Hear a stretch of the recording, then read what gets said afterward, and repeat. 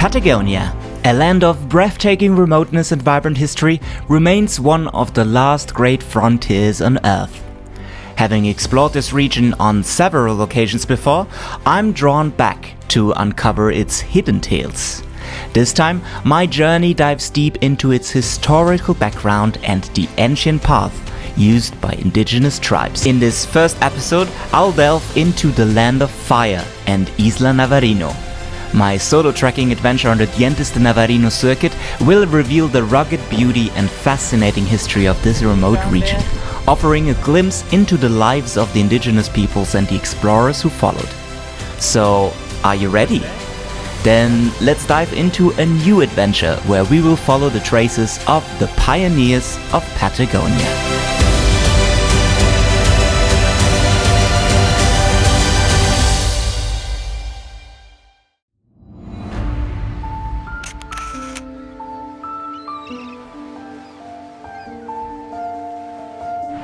Let me start off this episode by giving you a brief overview of the part of the world I'm about to visit.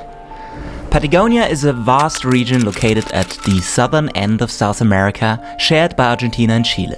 The region comprises the southern section of the Andes Mountains with lakes, fjords, temperate rainforests and glaciers in the west, and deserts, tablelands and steppes to the east. It stretches from the Colorado River in the north to the southernmost tip of the continent, where it meets the icy waters of the Southern Ocean. Interest in Patagonia has evolved significantly over time. During the Age of Exploration, European navigators were drawn to its uncharted territories.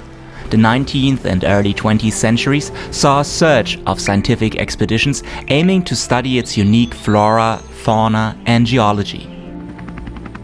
Today, Patagonia is a magnet for adventurers and nature enthusiasts from around the world.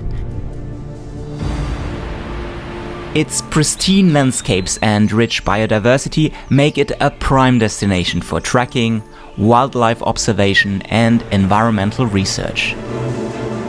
The name Patagonia is believed to originate from the word Patagon, used by Ferdinand Magellan in 1520. Magellan and his crew encountered the indigenous people of the region, whom they described as giants. According to Antonio Pigafetta, the expedition's chronicler, the Patagonians were said to be twice the height of a typical European, with large feet, hence the name Patagon, which means big feet. This myth of giants added an aura of mystery and allure to the region, captivating European imaginations for centuries. This whole journey through Patagonia actually starts in Uruguay. From Punta del Este I took on the long journey south and went from 35 degrees Celsius to about 10 degrees Celsius in Punta Arenas, Chile. Punta Arenas is the most populous southernmost city in the Americas and located north of the Strait of Magellan, which separates mainland South America to the north and Tierra del Fuego to the south. Strait of Magellan rings a bell, yes? Time for a little history excursion. On a quest to find a westward route to the Spice Islands, Ferdinand Magellan's ships discovered a strait that connects the Atlantic and Pacific Oceans. By the way, those Spice Islands are now called Maluku Islands and are part of present-day Indonesia. Remember my documentary about Indonesia? There you will find more about the historic connection between Europe and Asia. Because of its discovery on All Saints' Day, the 1st of November 1520, Magellan named the strait Estrecho de Todos los Santos, the Strait of All Saints, and planted a flag to claim the land on behalf of the King of Spain. Within 7 years, it was being called Estrecho de Magallanes in honor of Magellan. Hundreds of years later, this expedition and its discoveries made Punta Arenas one of the most important harbors in Chile. Since its founding in 1848, Chile has used Punta Arenas as a base to defend its sovereignty claims in the southernmost part of South America. The construction of the Panama Canal in 1914 marked a significant shift in global trade routes, offering an even more efficient passage between the Atlantic and Pacific Oceans. This development had a profound impact on Punta Arenas, reducing its strategic importance as a stopover for ships. The city has since transformed into a vibrant hub for scientific research, Antarctic exploration, as well as tourism, and that's exactly what I'm here for. Okay, I made it to Punta Arenas. First home in Patagonia is this room, even has a big TV. That's for a little bit more than 30 euros a night. Doesn't include breakfast though, and has a shared bathroom. The first chapter of this Patagonia expedition is about to start. It's actually about to start tomorrow, because I'm only here on a little stopover, because tomorrow I'm gonna take a small plane to fly even further south. But because this plane is so tiny, I am only allowed to take 10 kilograms. And because I want to do a multi-day trek, that's why I'm going on this plane, I need to repack all my stuff. Moment of truth. So this is the checked luggage. Just above 10 kilograms, see? Then we have, this should be 5 kilograms. Yes, even less. So what am I doing with the rest of the luggage? I have this bag here. And actually most of the places here, most of the hostels and hotels, you can leave it there for a few days, it's no problem. Sometimes they don't even ask for money, sometimes they do. But I found an even better solution, because earlier today something surprising happened. Of course, the first thing after arrival for me was to get a proper breakfast before I went to the Zona Franca, which is a free trade zone, a good spot to get some missing outdoor equipment. Then I went back into town, where I met a person that could keep hold of my bag. So I walked into the tourist office to get some maps for my eye, to get some information, and I see this guy and I'm talking to him and like, I know this guy, I know him from somewhere. And he also looked at me like, And here he is. Maybe you remember. Hey, Harold. I'm Harold. So this is how we met. My name is Harold. I work here in Torres del Paine as a touristical guide. The last time we've been together was 6 or 7 years ago. Yes. Yeah, it was not too much time, but many things happen in our life. Nice. But we have to say, this is the restaurant of your mother-in-law. Yeah. And I mean, it looks fantastic. Okay, let's do it. We're drinking beers now. Cheers. Cheers. So good.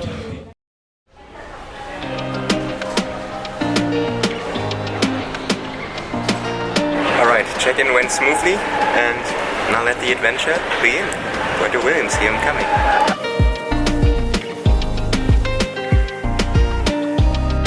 Now that I'm flying over Tierra del Fuego, let me use the time and take another look into the history books to understand the heritage of the region my adventure is going to take place in.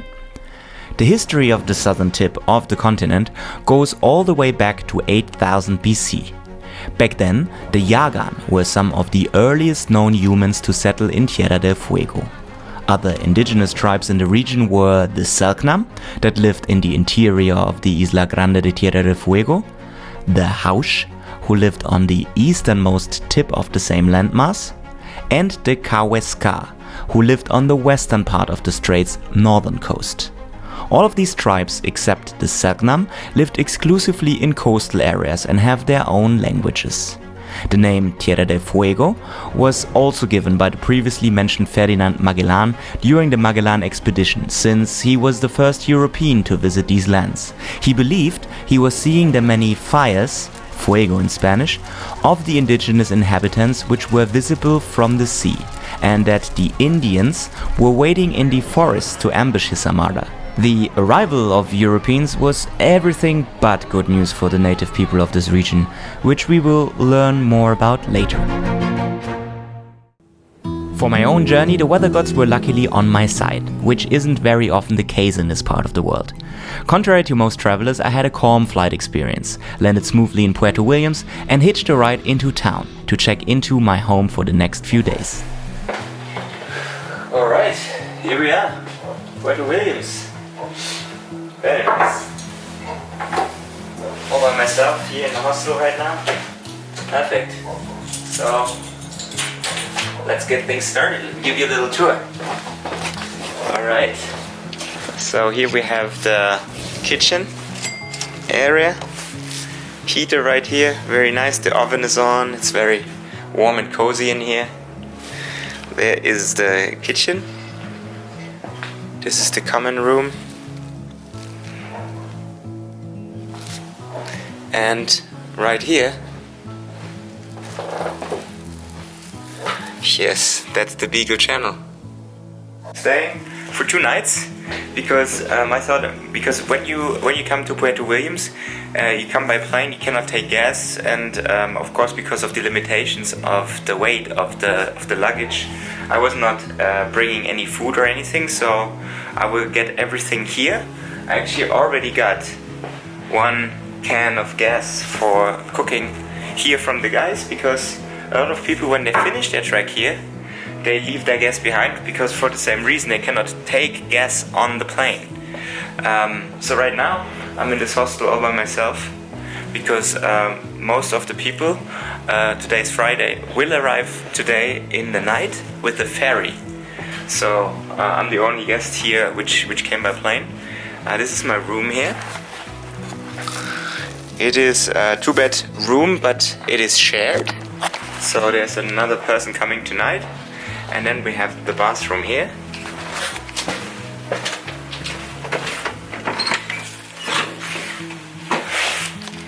That's a shower right here. Shower is here. Toilet is here. Yes. So now let me show you a little bit of Puerto Williams. Puerto Williams, located on Navarino Island at the southern end of the Chilean archipelago, sits along the Beagle Channel. This narrow strait separates the larger Isla Grande de Tierra del Fuego from the smaller islands to the south. Known as the southernmost city in the world, Puerto Williams is also the capital of the Chilean Antarctic province. Long before the foundation of Puerto Williams, the previously mentioned Yagan were the first humans to inhabit this region. The Yagan people, native to southern Chile, are believed to have migrated to Tierra del Fuego over 12,000 years ago, via a land bridge that disappeared after the last ice age. They developed a hunter-gatherer culture, eventually extending their presence to Cape Horn, making them the southernmost human population on the planet. The Yagan navigated between islands in canoes to gather food. Men hunted sea lions, while women dove for shellfish. They also scavenged whale meat and collected local vegetation, such as berries and mushrooms. Remarkably, the early Yagan showed a unique adaptation to the cold weather, despite wearing little to no clothing. They kept warm by huddling around small fires, including those set in boats to stay warm. Remember the story about the name for Tierra del Fuego? It was those fires Magellan spotted on his voyage. One of the most significant Yagan archaeological sites, dating back around 10,000 years, is found at Bahia Wulaya on the western shore of Isla Navarino. Known as the Wulaya Bay Dome Middens, the site shows that the Yagan created fish traps in the bay's inlets. These stone structures survived and were used well into the 19th century. Navarino Island boasts one of the densest concentrations of archaeological sites in the world, a testament to the nomadic nature of the Yagan, who established numerous settlements. The island remained relatively undisturbed by outsiders until the late 19th century. Today, the remaining Yagan community on Isla Navarino is committed to preserving and revitalizing their cultural heritage. About 4 kilometers west of Puerto Williams, the Omora Ethnobotanical Park serves as a center for research and education, focusing on the region's unique flora and the cultural traditions of the Yagan people.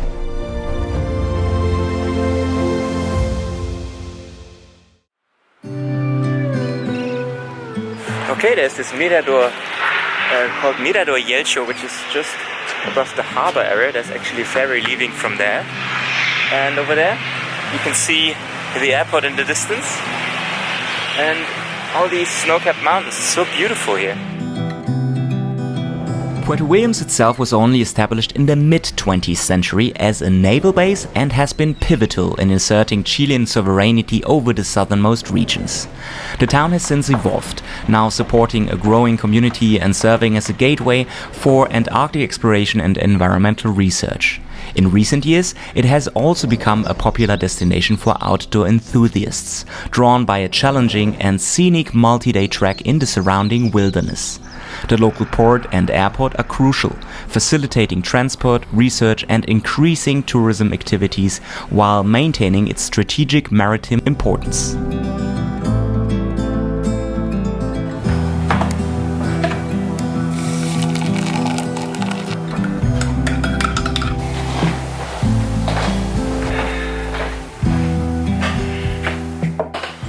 Okay, so now that I have a coffee, let me explain you why I'm here. This is the southernmost city of the world, and the landscape here is beautiful. I mean, I'm right now looking onto the Beagle Channel, the sun is out, I see the snow-capped mountains of Tierra del Fuego right in front of me. But here on this island, you have a mountain range called the Dientes de Navarino, the teeth of the Navarino Island. And in this mountain range, there is a pretty interesting and spectacular multi-day trek, a 5-day trek called Los Dientes de Navarino. And it is not only the southernmost multi-day trek in the world, it's also one of the toughest hikes you can do in all of Patagonia. And I decided to do that now in the more or less end of March. You can see that the mountains are snow-capped, so what makes this trek so difficult, it's not really the technical difficulty. I mean, it is technically difficult at some parts of the trek, but it is more the weather. Because we are down here in Tierra del Fuego with strong winds like in all of Patagonia, and yeah, the weather is constantly changing. This 1 hour since I'm here, it's already like this here in Puerto Williams. It's changing all the time. On top of that, the trek is partially not marked, so you need to find with GPS, you need to find a trail. So it is a challenge. I will do this trek all by myself, with a tent, with sleeping bag and everything. And now I have 2 nights actually here in this hostel to prepare. So like today I'm gonna just see how the route is going. I will talk to the rangers down here in the city. You can actually see Dientes de Navarino, difficulty high. So yeah, they say 4 to 6 days, and you should only do that if you're really an experienced hiker. So we will see how that goes. I'm prepared, I have all the clothes I need. The only thing which is still missing is the food, of course, because of the weight restrictions on the plane. So I used the rest of my time in Puerto Williams to prepare. I went grocery shopping to the different supermarkets in town. I have the chance to buy some fruits and vegetables because yesterday the boat arrived. So actually now the supermarkets, they have some fresh stuff, so that's my chance. Before preparing and packing up my meals in Ziploc bags, which makes it easier to organize. Then I registered at the local police station for the hike, packed up my gear, and got some rest to be ready for this adventure.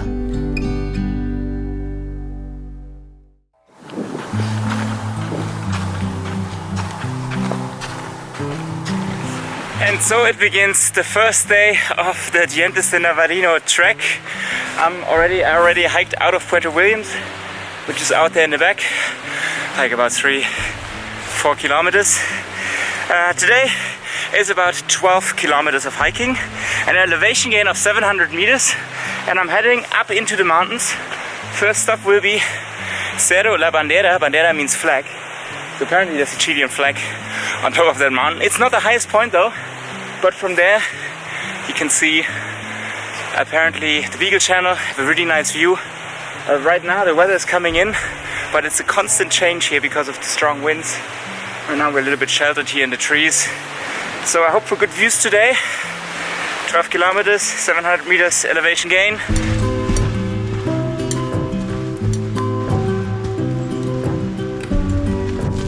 Okay, Made it to the first viewpoint. It started snowing. As I told you, this weather is extreme. It's gonna change all the time. So that's the viewpoint. Of course, not right now we don't see anything, just snow. But now it's cleared again. You can see the Beagle Channel. I hope when we are up on the Cerro that we can actually see all the way to the other side. The snow-capped mountains we've already seen from Puerto Williams. So I'm gonna use this chance here, have a little Snickers bar, and then we go all the way up.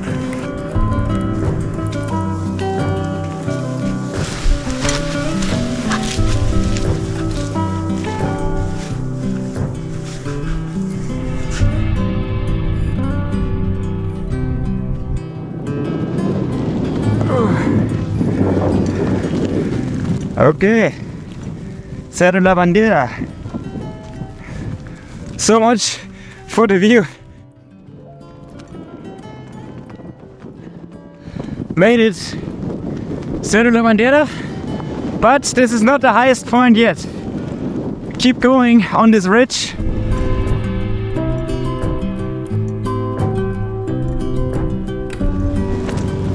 It's really hard.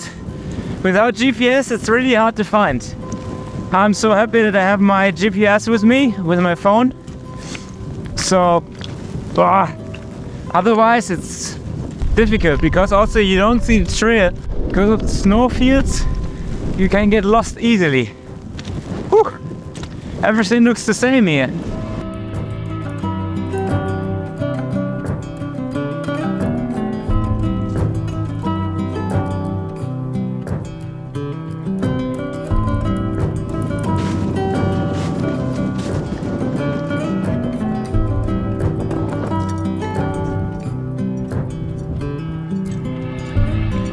Ah, what a relief. It's pretty cold actually, crossing that whole ridge here. I was actually shivering, so I had to change to a different jacket. But now, this part I'm enjoying very much. Passing the last part over the ridge and heading down, and in front of me, the Dientes Navarino in all their glory. And the Beagle Channel down there. I think all the way in the back is actually Ushuaia. I'm gonna use the chance for a little snack here. My nuts, M&Ms, a little bit of chocolate. Now, while I'm enjoying my M&Ms, let's turn back time once again to the 19th century. That's when the Beagle Channel was named after the ship HMS Beagle during its first hydrographic survey for the United Kingdom of the coasts of the southern part of South America. This lasted from 1826 to 1830. During the expedition, the Beagle's captain Pringle Stokes tragically committed suicide and was replaced by Captain Robert Fitzroy. Fitzroy continued the survey in the Beagle's second voyage, where he also took Charles Darwin along as a self-funding supernumerary, giving him opportunity as an amateur naturalist. The first contact between Europeans and the indigenous Yagan people was fraught with misunderstanding and conflict. In the early 19th century, European missionaries arrived in the region with the intent to evangelize and civilize the Yagan. The missionaries aimed to change the way of life of the Yagan, introducing them to European customs, clothing and Christianity. However, these efforts often led to the erosion of traditional Yagan culture and practices. The Europeans' arrival also brought diseases to which the Yagan had no immunity, resulting in devastating epidemics that significantly reduced their population. One of the darker episodes of this contact was the kidnapping of several Yagan individuals by the mentioned expedition, when Captain Fitzroy captured 4 Yagan people and took them to England. The plan was to educate them in European ways, and then return them to Tierra del Fuego to aid in missionary efforts. Although they were eventually brought back, the experience left a lasting impact on the Yagan community. This contact between Europeans and Yagan not only disrupted their way of life, but also marked the beginning of a painful chapter in their history. Some natives were even exhibited in zoos and presented as cannibals, a false and dehumanizing portrayal. Despite these hardships, the Yagan people are striving to preserve their cultural heritage and traditions to this day.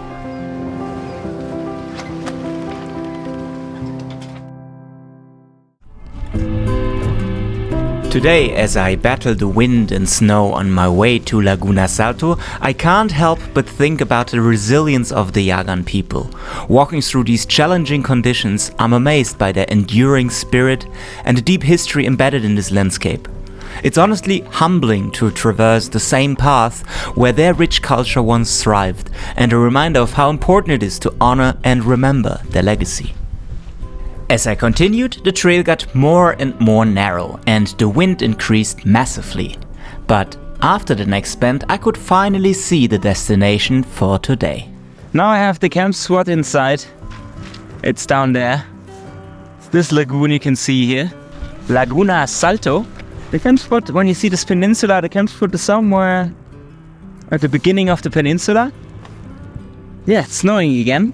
Good thing is this camp spot is quite protected because wind is usually coming from the west. And there's this mountain range, the Dientes, actually are protecting us from the strong winds. And then tomorrow we're gonna head up there, just before the mountains, over the pass, and then we go to the other side of the mountain range.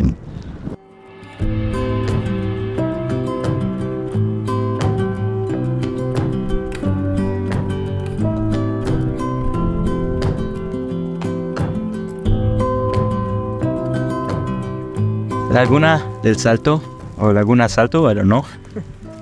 I think it's Laguna del Salto because Salto actually means waterfall. And the waterfall, you can actually hear it roaring in the back. It's probably also where you can get some fresh water because moving water is always better than standing water. So I think I found a campsite here. We'll take this one, I climbed that one. There's actually, when I arrived there was nobody here, but now 2 Canadians came, standing over there. So we're gonna set up now and then it's dinner time. I would say that looks pretty neat. Everything is fixed. Put the entrance over where the wind is. Put some extra ropes on the tent. This is gonna be it.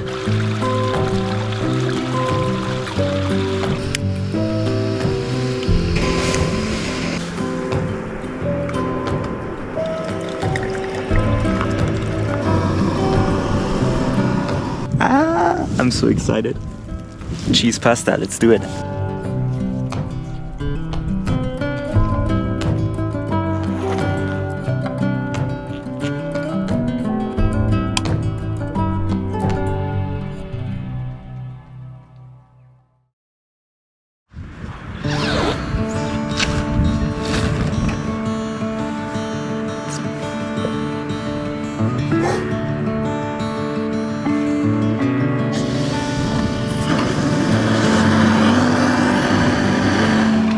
So, today on the menu, day 2, 10 kilometers of hiking to Laguna Escondida, and it's the day of the passes.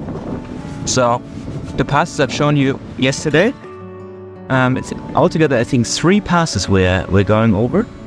One of them is the highest point of the trek, the Paso Los Dientes, with 865 meters. Altogether we have an elevation change of about 400 meters. We're now at like around about 470-ish, and we'll camp at 490, but in between we're going up to all these passes. So I'm finishing up my breakfast, then packing up everything, and then heading out, ready to go. Right now the weather is pretty good, and I want to use it because in the morning the weather is the most stable, and that's the most important for going over these passes. So I hope I can do that until lunchtime. This is why it's called Laguna Salto. Up there is the Salto, this is the waterfall coming down.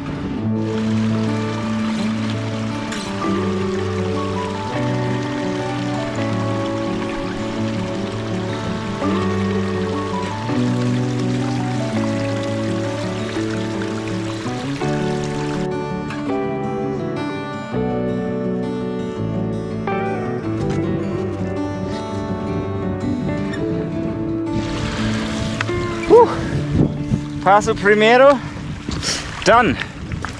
Down there, the lagoon, you cannot even see it anymore. You can see the other lagoons, the other lake.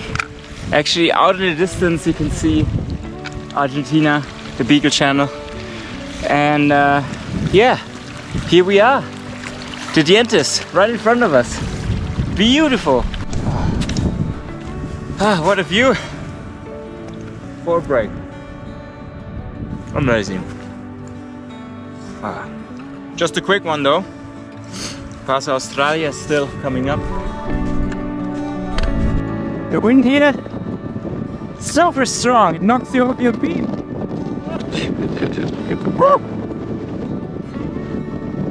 Ah, my God. So approaching the pass, the wind is getting stronger. Whoa!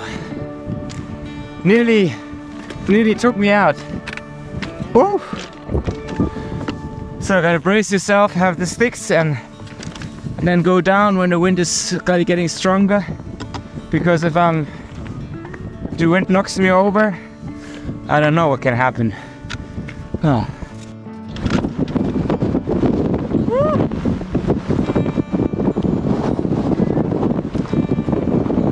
Paso Australia! Ew! Alright. No.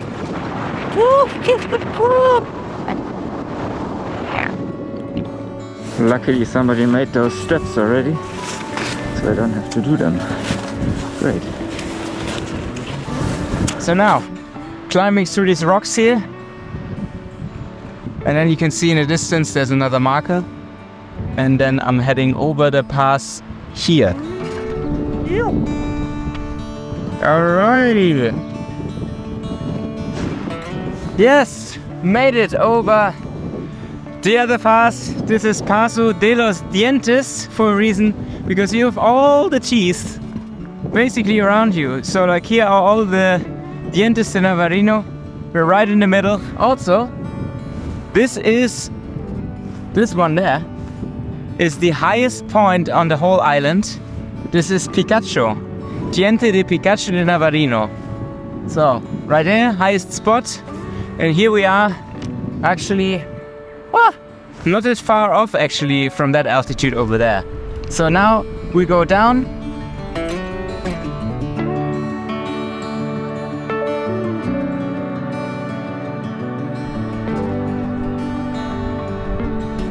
Because the rain has started, I went full on Gore-Tex soldier mode.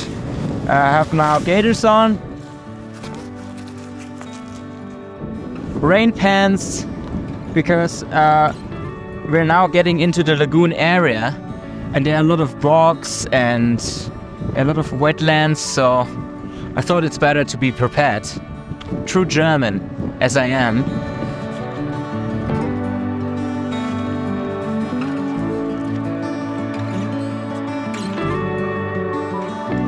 As I hike down towards Laguna de los Dientes, the vibrant fall colors paint a stunning backdrop. However, amidst this beauty, the impact of an invasive species becomes evident. Back in the 1940s, the Argentine government introduced beavers to Tierra del Fuego, hoping to kickstart a fur trade. But with no natural predators, the beavers spread rapidly. Here in the forests around the Dientes de Navarino, the trees stand defenseless against these animals. You can see the first signs of their destruction along the shores of these lakes. Entire areas have been stripped of trees, altering the landscape dramatically. The beaver's presence has left a lasting mark on this delicate ecosystem, reminding us of the unintended consequences of introducing non-native species. Okay, I made it. Laguna Escondida, just right there. It looks like where the camping spots are, it's pretty exposed, so gotta come up with a plan to find something which is a little bit more sheltered. Because last night the wind was pretty strong, picked up during the night. When I pitched the tent it wasn't that strong, but then during the night it was like crazy, so I could not really get much sleep. So this night I tried to find something which is a little bit more protected. Maybe over there, let's see. Heading down and then see which camp spots I can find.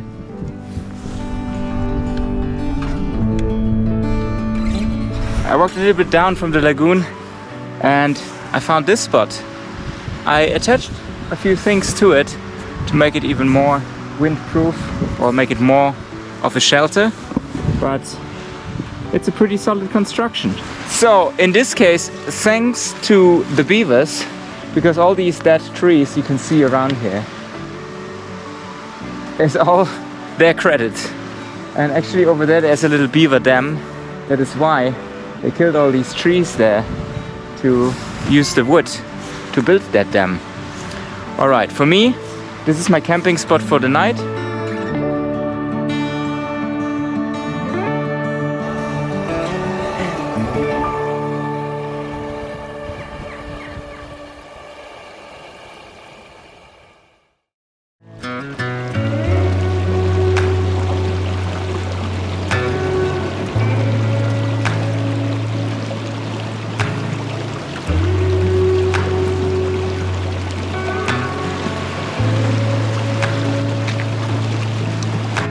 What a view, what a campsite for the night.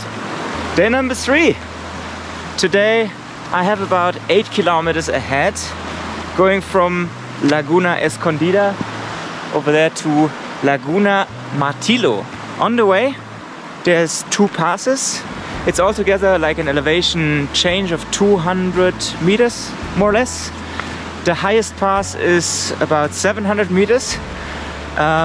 Should be about 1.5 hours from here, called Paso Ventarón. And then, yeah, camping at Laguna Martillo, but maybe I can manage to do a little bit more. There's another campsite, another 1.5 hours later from the one I intend to camp originally. So we'll see how it goes. First up, heading to Paso Ventarón.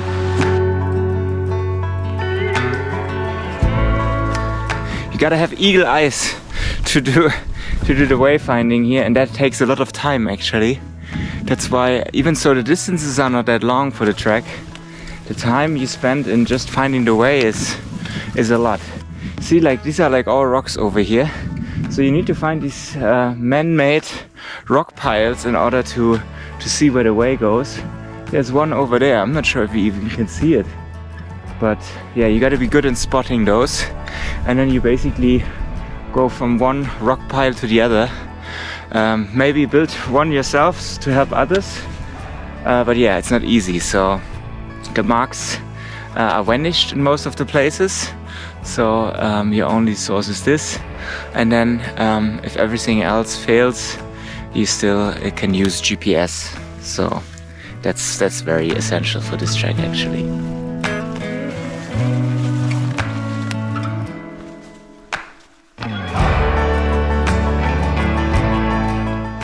Apple with a view. Mountains. End of the world. The path I'm gonna tackle now. Life is good.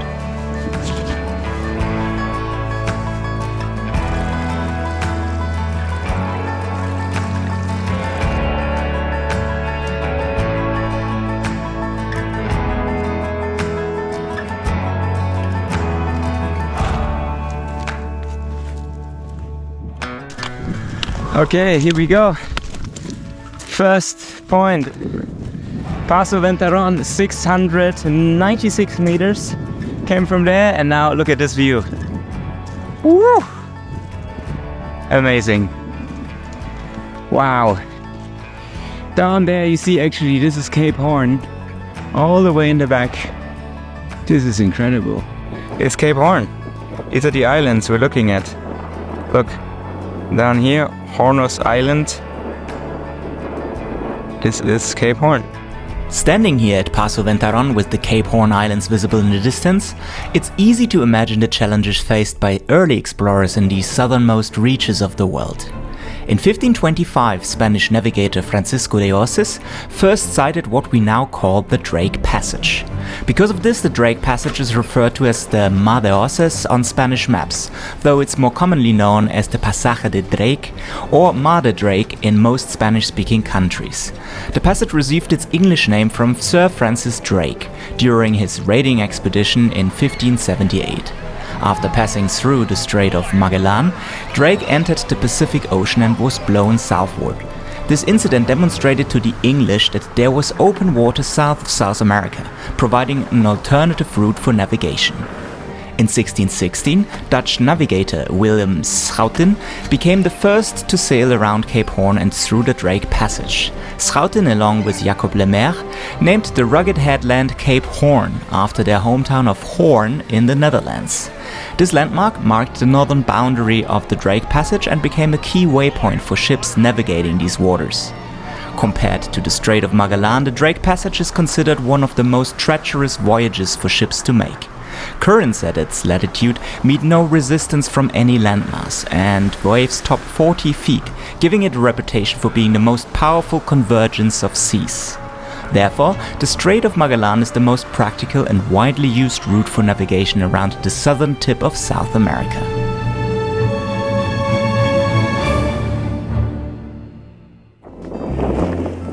Lakes, more mountains, and then on the other side you can see actually the mountains in the Argentinian side of Tierra del Fuego.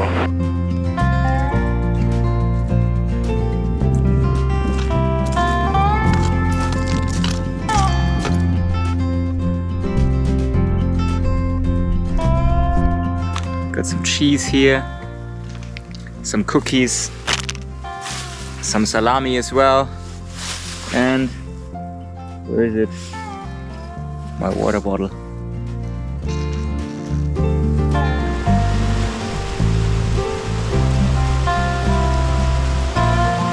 You! What a stupid.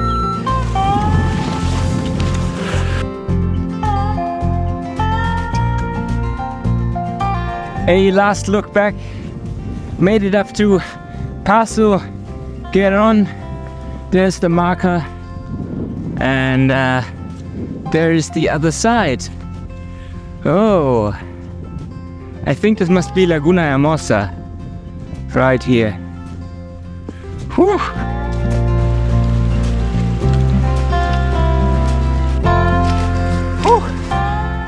Laguna Martillo, here we are. This would be the camp spot for night number 3 or day number 3, but it's just 2 p.m.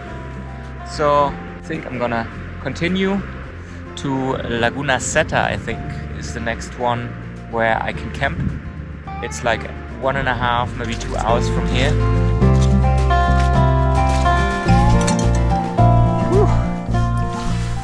Trail conditions here are tiring. What makes this trek so tough is the fact that the trail conditions here are not easy. Trail and weather makes it really tough. But today, all these amazing views, saw Cape Horn, now here at this lake, having a little chocolate bar. Gonna finish that up and then head to camp.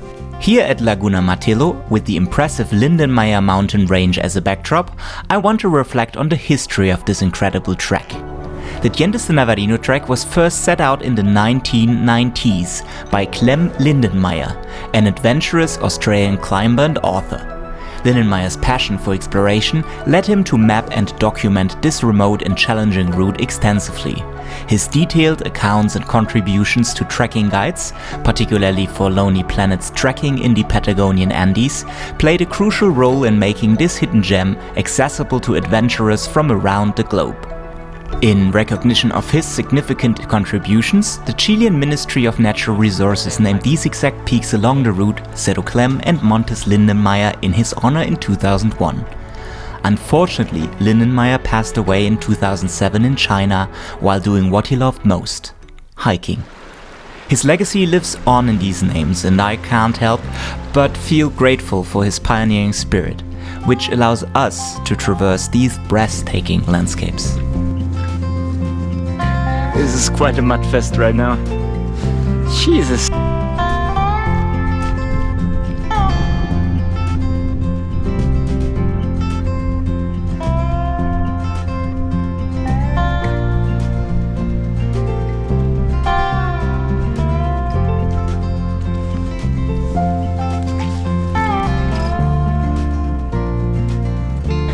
A bit off trail now because I saw on a map there should be some campsites here hidden in the forest. So I'm going down steep. Aye. That looks very promising indeed, and very well protected as well. And there's water somewhere down there. Yes, there's a river. That's it, that's the spot. Camp for the night. Here hidden in the forest.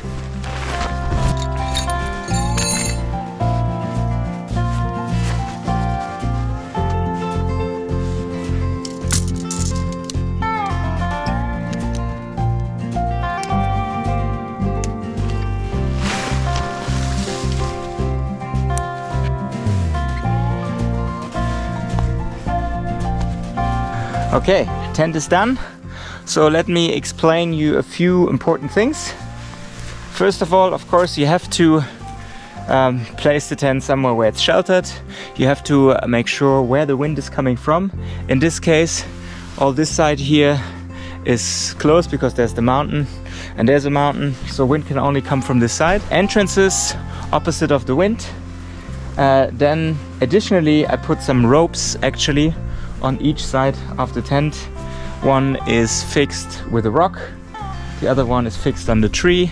For each corner I put another rock.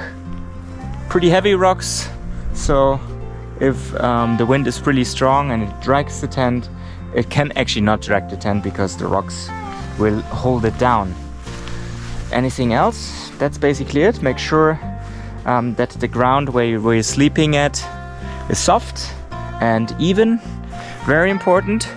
If you have any food, leave it outside of the tent. All the cooking gear, put it outside, because sometimes if there's like mice around, they try and eat into the tent to get to the food. So I have this bottle here with a filter, with an extra filter. I mean, we're in Patagonia, like most of the water here you can actually drink it right away.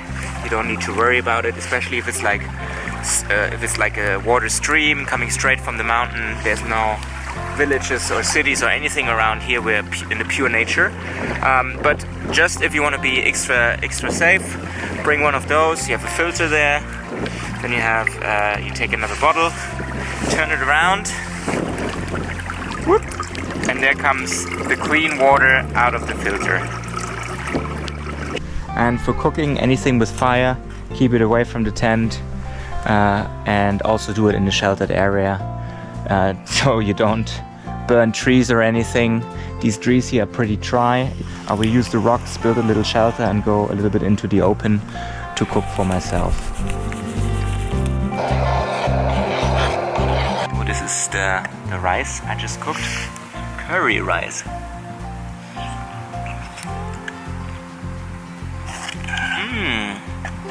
Tastes really artificial. Anyway, with this view, everything tastes good, huh?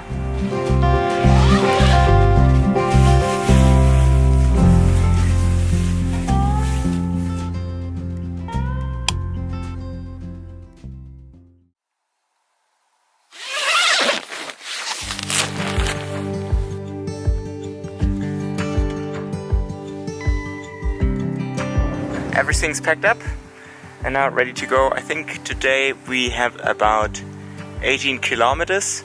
Yes, I am actually here in this camp. Okay, and then we'll head up over the pass, Paso Virginia, and this is here. Yeah, Paso Virginia. And then head down and then to the road. I got my gaiters. I got my rain pants because today is gonna be the most challenging day, I guess, because heading up the pass, then going down a slippery gravel slope, and then heading from the gravel to the forest, thick forest, wetlands, mud. So I need to be prepared for today. And I lost the trail again. Where is the trail?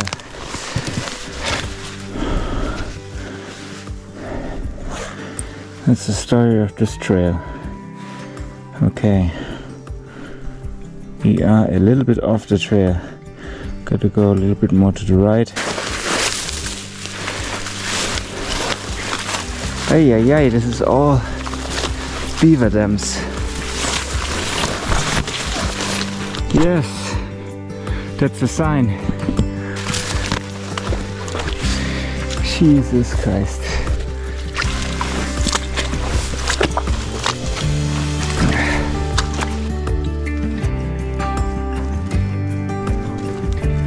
Okay, here we can actually see where I camped for tonight. See that little lake there, this little lagoon? You follow the stream a little bit and then there in this forest I was camping. And this whole way, just like this little bit, because of the wayfinding, the mud, the thick forest here, took me more than an hour to get up here. Now, up there I see the first mark of the day. On this rock is the first mark I can tell.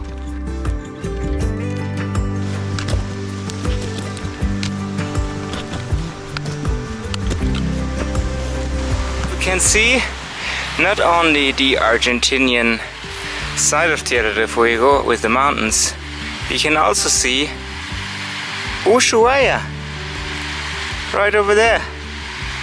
See these little houses? This is Ushuaia.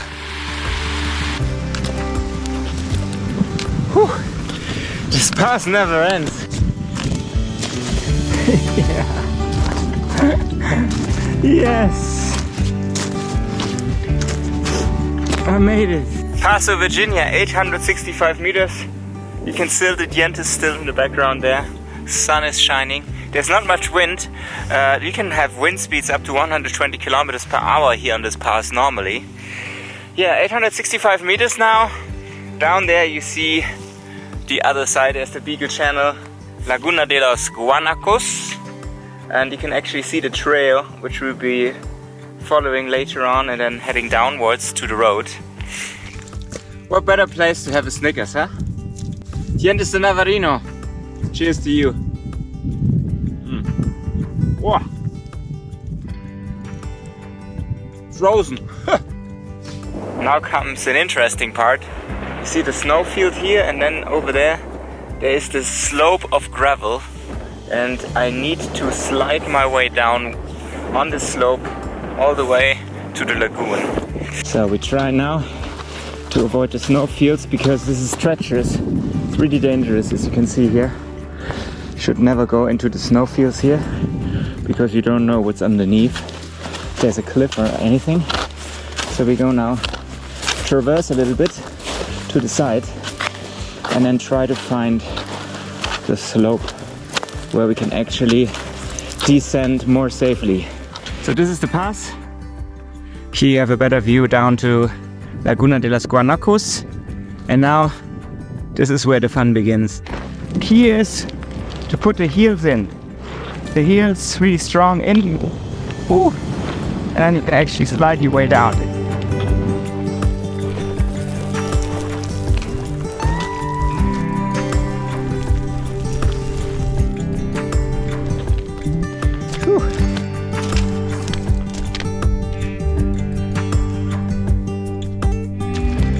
Beagle Channel inside.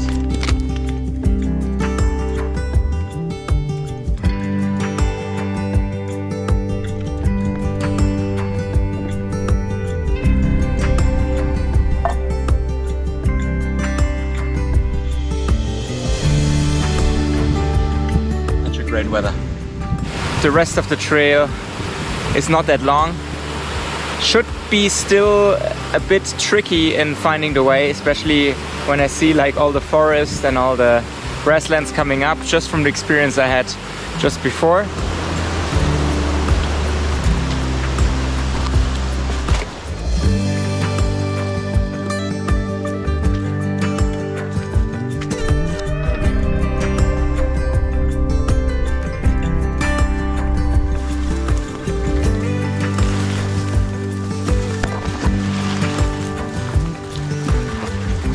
This last part is still challenging, especially for like the way finding. So as I was expecting it, as soon as it was grassland and forest, you lose the trail very easily. So I used GPS fought my way through the bushes and the trees back to the trail, and now here I am. This bit actually is easier to follow, like a narrow little path, and just as I say that, of course, we enter these trees again.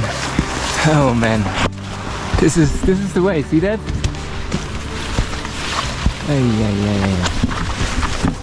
Cannot even.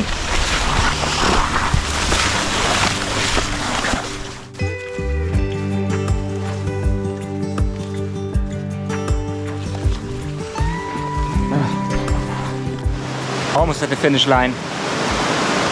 But this last bit takes the last bit of energy you have in you out of you. Climbing over trees, crouching under trees, going through bushes. I mean, feet are wet anyway. But yeah, look at that. Look at that mess here. You need to go through that. Of course, it had to rain at some point. Sunshine is over. Another example that you can have all seasons in one day.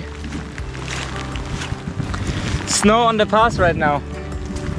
Whew. So glad that I got up early today. I don't want to be at the pass right now. Look at that. Beautiful. Alright, there we are. This is officially the end of the trail. From here on, it goes just down to the street, or to the road. This is more like a gravel road, which goes all the way over there. Is Puerto Williams in the distance, which goes all the way to Puerto Williams. Okay, I've made it to the road. From here, it's another 7 kilometers of hiking. Or I try my luck hitchhiking. I just hike and then see if somebody passes by. Maybe I'm lucky. Let's see.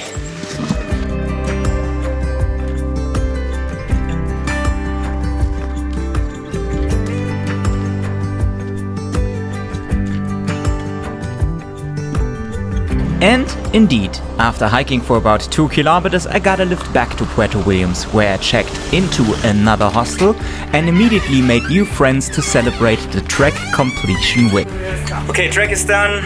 Now it's time for a beer with my friends, mis amigos nuevos, en el hostal de Padrino, y vamos a celebrar la caminata ahora. Entonces, ¡saludos!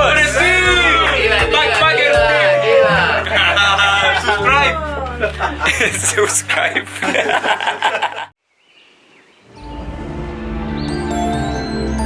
Then it was time to head north. I waved my goodbye to the Dientes once again as I flew over part of the route I had just walked during my flight to Punta Arenas. But the adventure is far from over. In Punta Arenas, I joined forces with a Patagonia legend to chart the next part of my journey, prepare for breathtaking vistas, massive glaciers, and an intriguing cave that once housed a giant. Join me as we dive deeper into the stories of Patagonia's pioneers. Simply click on the videos shown here and don't forget to subscribe. See you next time.